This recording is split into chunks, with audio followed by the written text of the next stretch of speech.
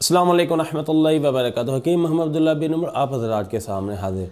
दोस्तों, उज़्व ख़ास का टेढ़ा होना, उज़्व ख़ास के अंदर तनाव का ना होना, सख्ती का ख़त्म हो जाना और रगों का मुर्दा हो जाना, इस तरह के मसाइल आजकल बहुत ज़्यादा मेरे पास आ रहे हैं। लेकिन इसके सलूशन की तरफ अक्सर नौजवान जाते हुए बेचारे शर्मा भी रहे हैं, क्योंकि ज़ाहिर सी बात है ये कमज़ोरी क्यों पैदा हुई, उसके क्या वजूहात है। जब ये वजूहात बताने में आज का नौजवान शर्माता है और जिसकी वजह से वो यही कमज़ोरी अंदर ही घुट घुट के फिरता रहता है और वो इसी कमज़ोरी के साथ वो अपना वक्त गुजारना उसके लिए मुश्किल हो जाता है, जिसकी वजह से पेचीदगियाँ पैदा होनी शुरू हो जाती हैं। तो आज की वीडियो में मैंने सोचा कि आप हज़रात को एक ऐसा टोटका बताऊं जिसको इस्तेमाल करने से आप अपने घर में आप इस तिला को तेल को तैयार करें और आप अपने आला तनासुल की ये जुमला कमज़ोरी को दूर कर सकते हैं और आप एक पुरफरहत और खुशगवार अज़वाजी ज़िंदगी गुजार सकते हैं।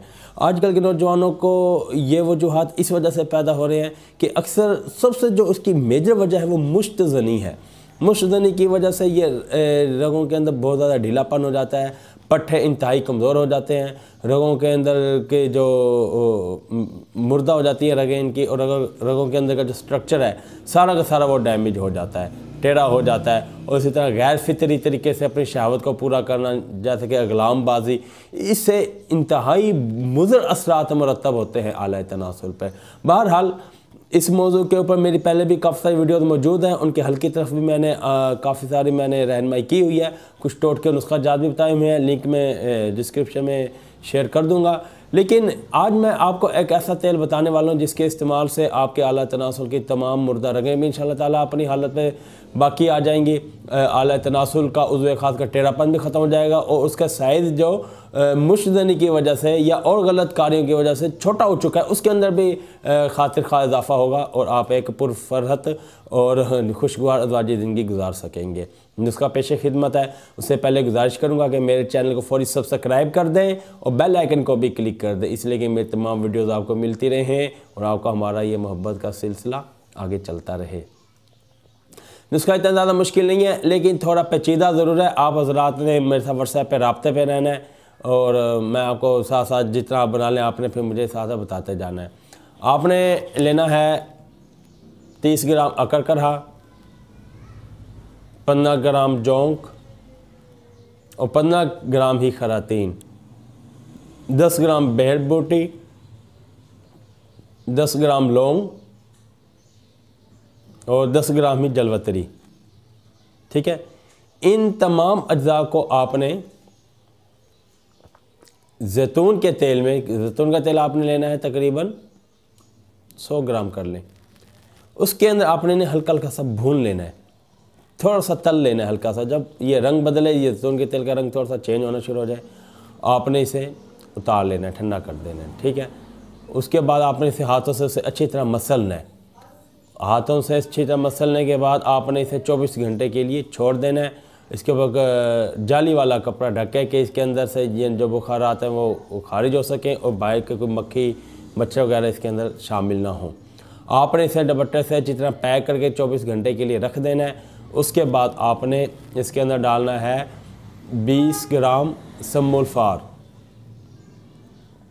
वो आपने इसके अंदर डाल के आपने इसे एक बार फिर जोश देना है, साथ साथ हिलाते भी रहना है। जब दोबारा ये ठंडा हो जाए, आपने जब जोश पूरा हो जाए आपने इसे चूल्हे से उतार लेना है और ज़रा ठंडा होने के बाद आपने जाली का कपड़ा लेके इसे दोबारा फिर ढाँप के 24 घंटे के लिए रख देना है।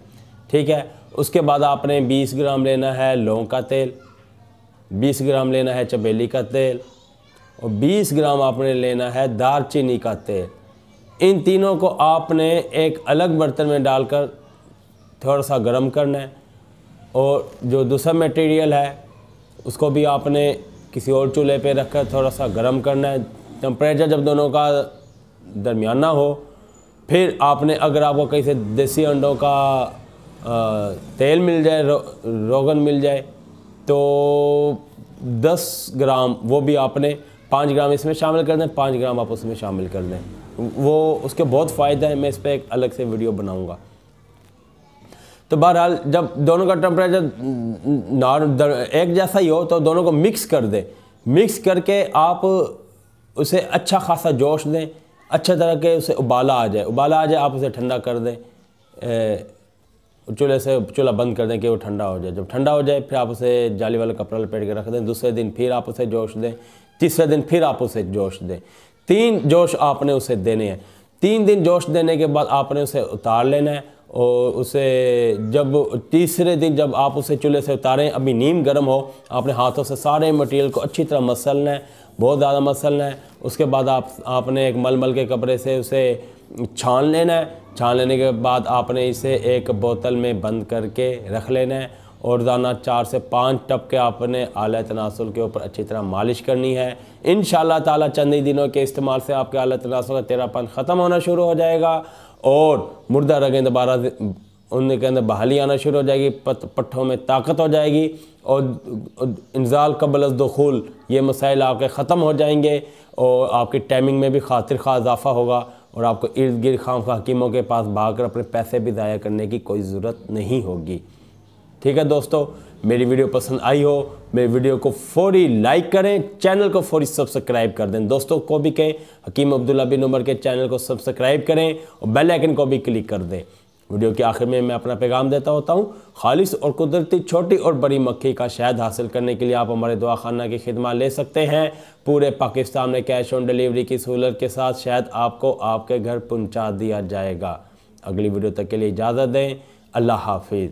मोबाइल नंबर सॉरी आपको बताना भूल गया, मोबाइल नंबर स्क्रीन पे भी मौजूद है, मैं भी बता देता हूँ 03006365 022। अगली वीडियो तक के लिए इजाज़त दें। अल्लाह हाफिज़।